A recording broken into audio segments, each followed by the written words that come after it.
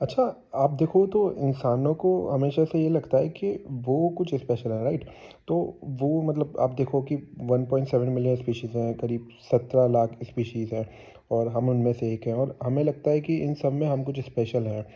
और हमें लगता है कि हमेशा से जब से मतलब अर्थ एग्ज़िस्ट करती है और हम जब से एग्ज़िस्ट करते हैं इंसान, हम स्पेशल हैं। तो हम इस अर्थ को डोमिनेट करते हैं, पर हमेशा से ऐसा नहीं था।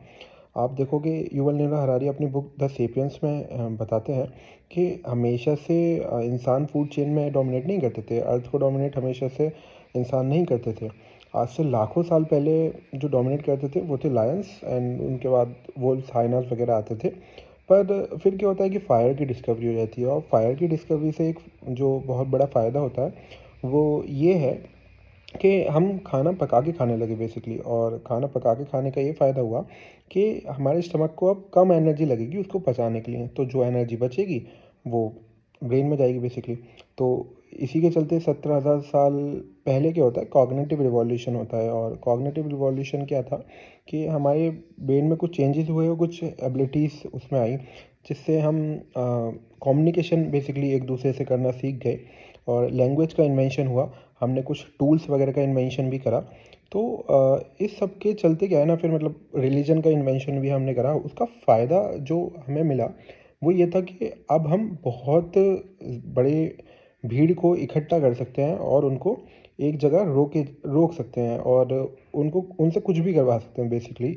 ओके। तो आप देखो कि बाकी जानवर ऐसा नहीं करेंगे। अगर आप चिंपैंजी का एक एग्जांपल लें तो आप देखोगे उनका जो ग्रुप रहता है बहुत छोटा रहता है, मतलब 12 से 15 लोग, 15 चिंपैंजी का उनका ग्रुप रहता है।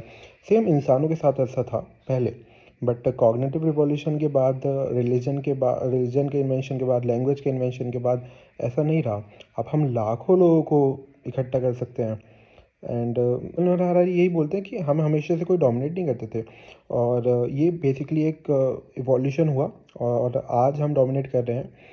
पर हमेशा ऐसा नहीं रहेगा। आने वाले टाइम में हो सकता है कोई दूसरी स्पीशीज़ आए और वो डोमिनेट करे, एलियंस आ जाएं वो डोमिनेट करें अर्थ को, या फिर एआई, बेसिकली एआई, ओके, जो कि बहुत बड़ा डेंजर है। तो वो डोमिनेट करे अर्थ को और वो ह्यूमंस को कंट्रोल करे, हो सकता है ख़त्म भी कर दे ह्यूमन स्पीशीज़ को। और पर इंसान को ऐसा नहीं लगता। इंसान को लगता है कि जब तक लाइक अर्थ है और जब तक हम रहेंगे, जब तक मतलब पूरा यूनिवर्स है, जब तक हम रहेंगे, क्योंकि हम तो कुछ स्पेशल हैं। पर ऐसा नहीं है। और हो सकता है कि आने वाले टाइम में कुछ हज़ारों सालों बाद बेसिकली जो आर्टिफिशियल इंटेलिजेंस है वो इंसानी सभ्यता ही ख़त्म कर दे। और इसी से बचाने का काम कर रहे हैं एलॉन मस्क। अब एलॉन मस्क इससे हमको कैसे बचाने का काम कर रहे हैं और उनका क्या गोल है लाइफ को लेके, वो हम नेक्स्ट वीडियो में बताएंगे।